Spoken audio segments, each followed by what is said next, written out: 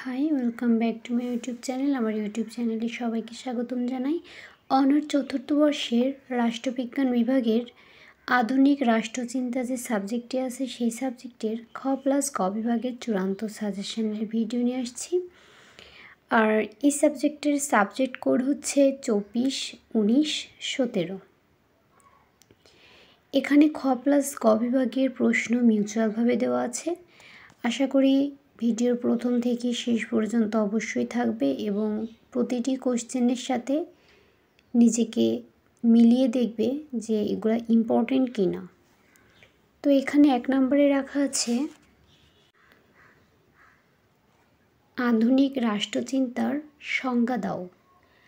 2 আছে আধুনিক রাষ্ট্রচিন্তার বৈশিষ্ট্য লেখো। জাতি রাষ্ট্র বলতে কী বোঝায়? রেনেসাঁ বলতে কী বোঝায়? ম্যাকিয়াভেলিবাদ কী? ম্যাকিয়াভেলি নৈতিকতার দ্বৈত মানদণ্ড বলতে কী বুঝিয়েছেন? লকের প্রকৃতির রাজ্য কেমন ছিল? মন্টেস্ক্যুর স্বাধীনতার ধারণা ব্যাখ্যা করো।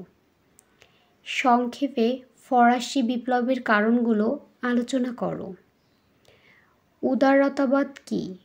উদারতাবাদের মূলনীতি আলোচনা করো। রাষ্ট্র দার্শনিক হিসেবে টমাস গ্রিসের মূল্যায়ন করো। কাল্পনিক সমাজতন্ত্র বলতে কী বোঝো? গণতান্ত্রিক কেন্দ্রিকতা বলতে কী বোঝায়? বৈজ্ঞানিক সমাজতন্ত্র বলতে কী বোঝায়? 16 নম্বরে আছে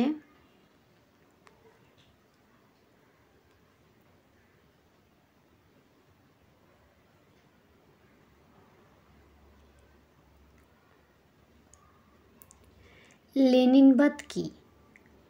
প্রোলেতারিয়েত শ্রেণী কী? মাও সেতুং এর নয়া গণতন্ত্রের অর্থ ব্যাখ্যা করো। সাংস্কৃতিক বিপ্লব বলতে কী বোঝো?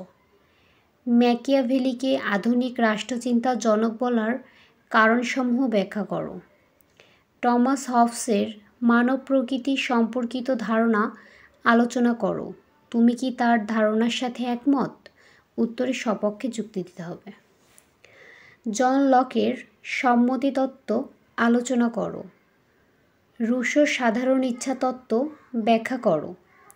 24 নম্বরে আছে আধুনিক রাষ্ট্রচিন্তার বিকাশে ফরাসি বিপ্লবের অবদান মূল্যায়ন করো। গণতান্ত্রিক রাষ্ট্র প্রতিষ্ঠায় উদারতাবাদের প্রভাব বর্ণনা করো। 26 নম্বরে আছে উদারতাবাদ বলতে কী বোঝো? উদারতাবাদের বৈশিষ্ট্য আলোচনা করো।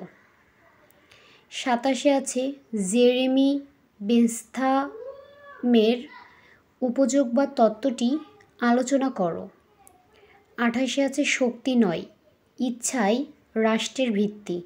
টি.এইচ. গ্রিন ব্যাখ্যা করো। সমালোচনা সহ হেগেলের ভাববাদী রাষ্ট্রদর্শন আলোচনা করো। 30 নম্বরে আছে বৈজ্ঞানিক সমাজতন্ত্র ও কাল্পনিক সমাজতন্ত্রের মধ্যে পার্থক্য নির্ণয় করো। 31 আছে কার্ল মার্কসের উদ্বৃত্ত মূল্য তত্ত্ব আলোচনা করো। 32 আছে সমালোচনা সহ লেনিনের সাম্রাজ্যবাদ তত্ত্ব আলোচনা করো। জোসেফ স্ট্যালিনের এক দেশের সমাজতন্ত্র তত্ত্বটি ব্যাখ্যা করো। 34 আছে মাওবাদ কী? মাওবাদের বৈশিষ্ট্যসমূহ লেখো। অ্যাট লাস্ট একদম শেষে আছে বর্তমান গণচীনে মাওবাদের পরিবর্তনসমূহ আলোচনা করো। সাজেশনের প্রশ্নগুলো যদি গুরুত্বপূর্ণ মনে হয়ে থাকে তাহলে অবশ্যই ফ্রেন্ডসদের মাঝে শেয়ার দিবে, লাইক কমেন্টস করবে। আর পরবর্তী যে কোনো ধরনের ভিডিও পেতে আমার চ্যানেলটি সাবস্ক্রাইব করে পাশে থাকা বেল আইকনটি প্রেস করবে। ধন্যবাদ।